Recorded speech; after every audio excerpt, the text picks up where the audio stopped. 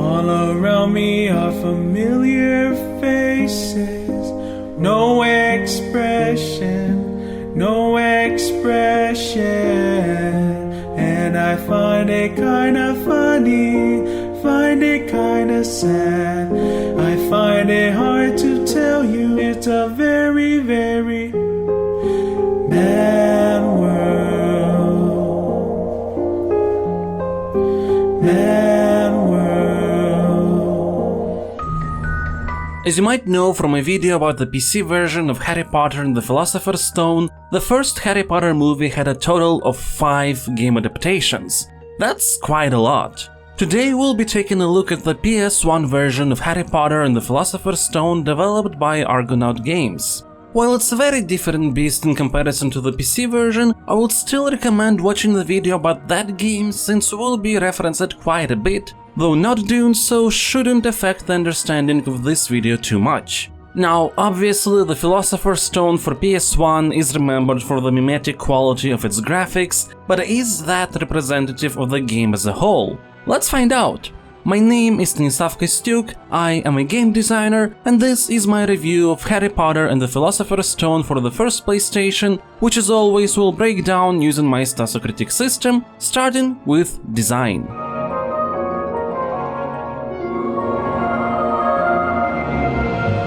This is the most important category of Stasocritic with the biggest weight, 4, because game design is what would define the quality of a title the most. You would think that the PS1 version of Harry Potter would be a different implementation of the PC version's core pillars, the Harry Potter theme, spellcasting and collectibles. But while the PlayStation version does have collectibles, the bigger focus here is on jumping and other types of navigational challenges. In fact, it is even more important than the spellcasting part of the game. That is because most spells that you cast will be related to putting platforms into place so you could jump over them. For all intents and purposes, Harry Potter and the Philosopher's Stone for PS1 is a platformer with some magic usage in it, and thus levels are structured like in your typical platformer.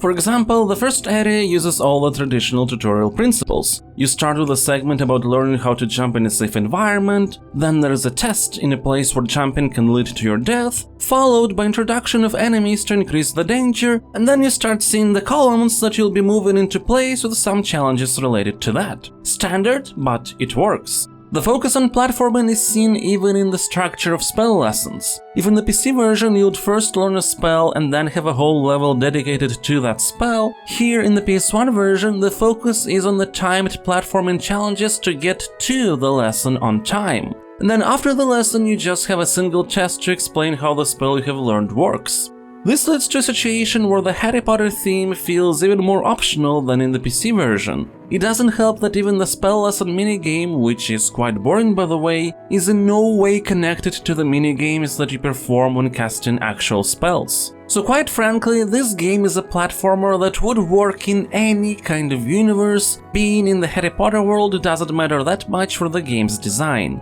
Just like with the PC version, it is mostly a thematic skin with no gameplay mechanics that would make this distinctly Harry Potter. Of course, that in its own doesn't mean that the game is bad, as it can still be fun and well made. And here we would need to separate Harry Potter and the Philosopher's Stone into 2 halves, split by a race against Peeves the Ghost in the middle of the game. The first half has you going through linear levels interconnected by small explorable hubs where you can find different secrets that also provide more challenges, as well as minigames that you can complete for collectibles. These levels and hubs might not be something to sing songs about, but they're fine and enjoyable, following traditional rules of escalating challenges. An example of that is the Puffskein section. You first see them outside of Hogwarts grounds and learn that they love to eat and follow you around. So if you try to lure them towards grass, they will eat it and burp out beans. And they are masters at burping.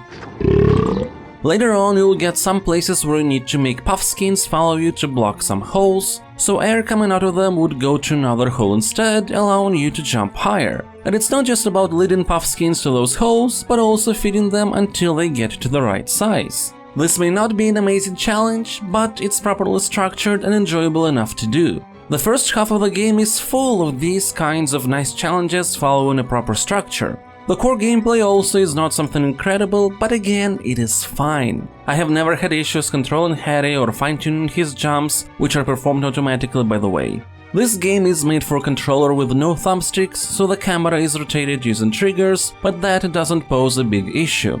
Your most used spell will be Flipendo again, which can be charged for bigger damage or to push larger objects, and other spells need to be done through different specific minigames. The secrets you find are mostly wizard cards, collecting all of which should lead to a secret ending, and in this first half of the game, finding the secret doors leading to locations or minigames awarding these cards is simple enough, but again, enjoyable, and the minigames are fine as well. The other type of collectibles you find are beans, and what I appreciate is that there are more beans in the game than is required to get portrait passwords from Fred and George Weasley, so you never feel like you need to go all around the area to find that single last bean. The rewards from portraits though are pretty useless. Even if it is something supposedly important like an upgraded Flipendo spell, I can't say I felt any difference. One of the other secrets you can unlock with the beans is the Nimbus 2000 broom, which is supposed to be faster and nimbler than your standard one, but again I never saw the difference. The Quidditch minigame is a bit more fun than in the PC version, but it's still mostly about getting through rings with little challenge. And sometimes controlling the broom can feel a bit unwieldy, though that is apparent only in the tutorials where you actually need to pass through all rings. In the actual Quidditch matches, it is okay to miss some and you don't feel any issues. But overall, the point is that the first half of the game is a basic but enjoyable enough set of platforming challenges, little secrets and minigames, all of which are structured in a reasonable way. There are some hiccups, like for example outside of its lesson, there is only a single place in the entire game where you need to use the Verdemilius spell, but this flaw is nothing in comparison to the second half of the game, which is just the opposite of the first one. It is full of poorly paced and poorly built challenges. There is the troll battle where you need to cast spells at the things he throws at you from the first-person camera, and that's just really uncomfortable to do because it doesn't move fast enough for you to properly target objects that could be moving in different directions. There is a forced stealth section, of course, where invisibility you gain through pickups is only temporary, and if you are seen even from afar, you need to start absolutely the whole segment again, and that will happen at least several times. And then there's Diagon Alley, probably the worst part of the game. Its main attraction is the Gringotts Bank, which has a slippery floor you need to navigate around on to collect paper forms. Also, you could access the worst minigame of all, collecting coins with a minecart. The cart is difficult to control, it is partially physics-based, which makes it easy to miss some particular coin patterns that require full 360-degree turns, because you didn't have enough momentum or had too much momentum. And the minigame has permanently missable wizard card rewards which require you to be perfect. That perfection is possible to achieve, but why would you want to try when it is so frustrating? Dear me, you'll have to try again if you want to make any progress. Dear me, you'll have to try. Dear me, you'll have to try again if you want to make any Dear me, you'll have to try again if you want to make any progress. And you need to do this whole thing with paper forms and minecarts 3 times. This single bank section took me 40 minutes to complete, out of a game that is pretty short. I have beaten it in 4 hours. And then after Gringotts Bank you have more annoying minigames, then the Forbidden Forest level, which is probably the most mundane collection of corridors the game provided, followed by the last stretch of getting to the Philosopher's Stone, again full of minigames which are except the broom one. And if we take a look at all the possible scores for design, feel free to pause the video if you want to read them all. Taking everything I have said into account, I will assign a 5 to the game.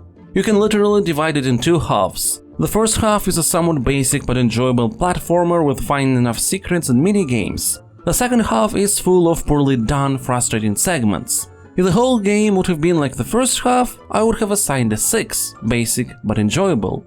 But it's not that in its entirety.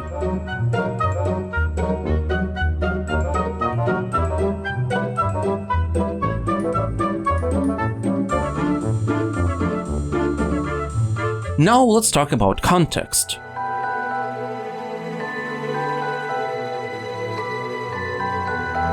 This category has a weight of 1 as it is about things that enhance the experience but are not fully defining of it. Plot, characters, motivations, etc. Even though Harry Potter and the Philosopher's Stone is based on the book and movie of the same name, we will dissect this section only based on what it does on its own.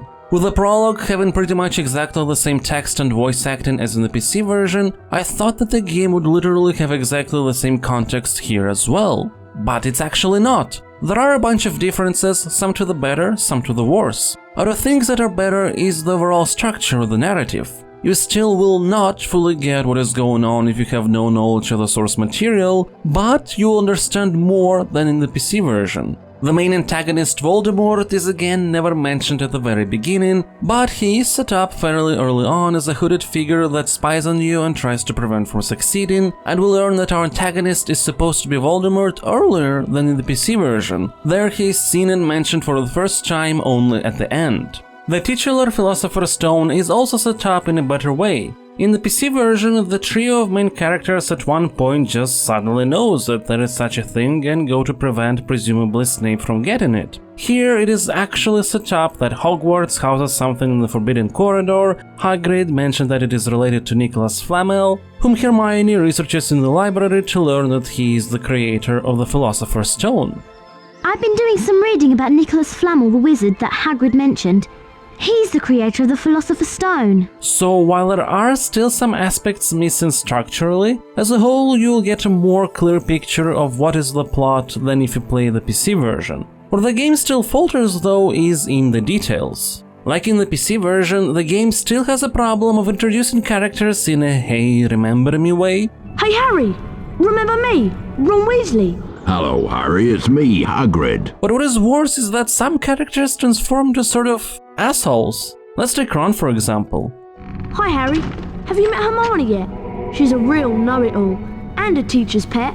No, I am not. Hello Harry, Charms class is about to start. Isn't it exciting?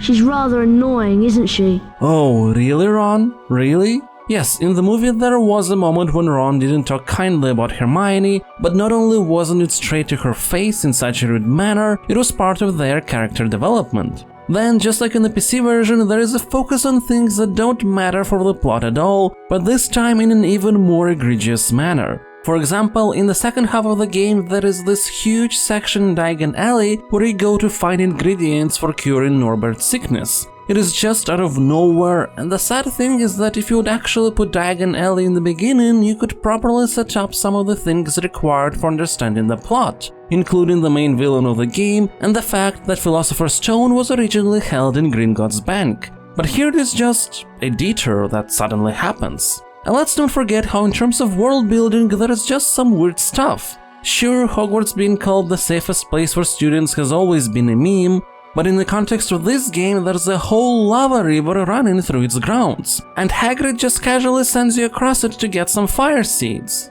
I don't even mention a bunch of little things like who and why sends Harry a broom for the first time through Hedwig. So if you are to open all the possible scores for context, I will assign a 4. Largely speaking, the game does almost enough to provide a proper representation of the source material's plot. But not only is it missing all of the themes and character arcs, it still has quite a bit of nonsense, which prevents it from getting a 5.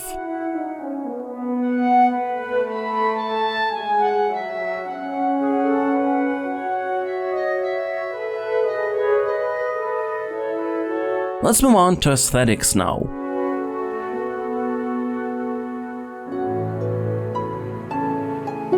This is another category with a weight of 1, because just like context, it doesn't define the experience, but does enhance it, this time through visuals, sounds, music and so on. And let's get the elephant in the room out of the way immediately: the characters' faces. There are only a couple of characters whose faces look fine. Harry Potter's, some of the teachers. The rest of the cast though? What happened to you, Ron? Draco, you look like a little middle-aged man. And Hagrid?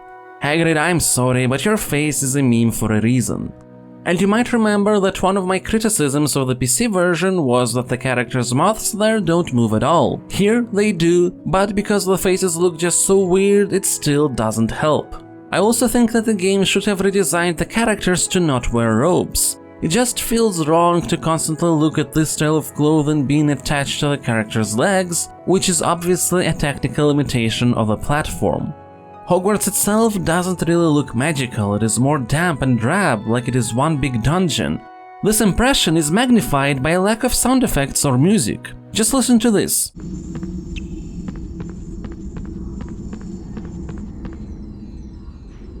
There's not really a lot to hear, isn't there? And while the music is the same as in the PC version, meaning it's good and fitting, it barely plays. Often you hear a little tune at some points and then it is silent again.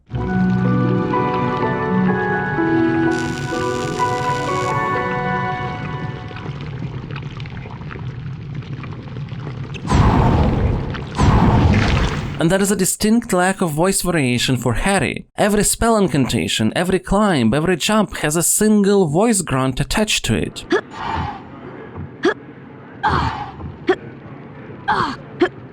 At least you don't hear Flipendo absolutely every time you cast it, only when it is a charged variation of the spell, which is definitely a plus. There is really not much else to say about aesthetics of this game, so let's see what score to assign. I think the most fitting to what I have said would be a 3.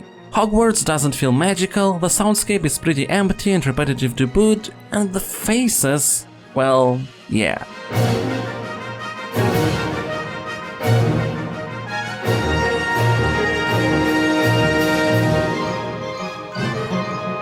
Time to talk about Cohesion.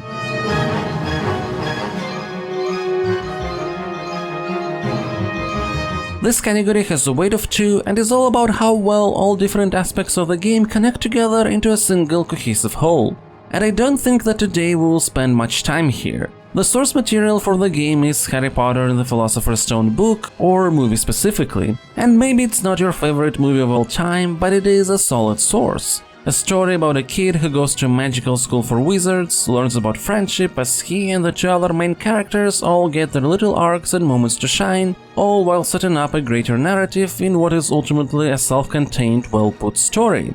And considering that this is an adaptation, getting the feeling of all that is most important. And if the PC version with all its flaws still feels like a Harry Potter game, this one doesn't, even though it is better at retelling the plot of the source material. But you don't get a feel for the world at all, you don't get a feel for the characters. You don't feel like you're a child who goes to a wizard school, which is probably the biggest downside of this game as a holistic experience. So if we take a look at the scores for the Cohesion category, I will assign a 3. Yes, the Harry Potter thematic is there, but moment-to-moment things just fall apart the more you play.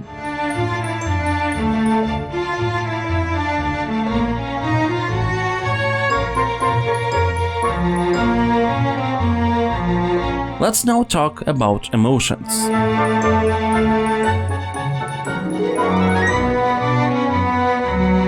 The most subjective category of my system, but it has the second biggest weight, 3, since personal feelings are very important when playing a game, and we will not spend much time here either since there is no need to, everything is fairly straightforward. I will assign a 7. Harry Potter and the Philosopher's Stone is a short game, 4 hours. You can complete it in an evening, and the first 2.5 hours of that evening will be enjoyable. The rest filled with frustration. Let's conclude our video.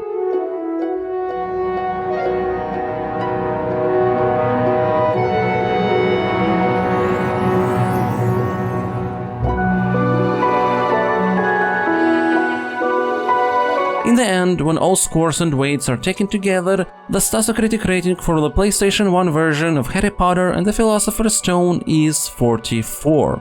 It's As a whole, it is better designed than the PC version, but it is not as magical of an experience. If you're a Harry Potter fan, you might enjoy this. If you like platformers, you won't find anything special here, but if you have free time and nothing else to play, sure, try out the first half, it'll be a harmless, enjoyable time spent.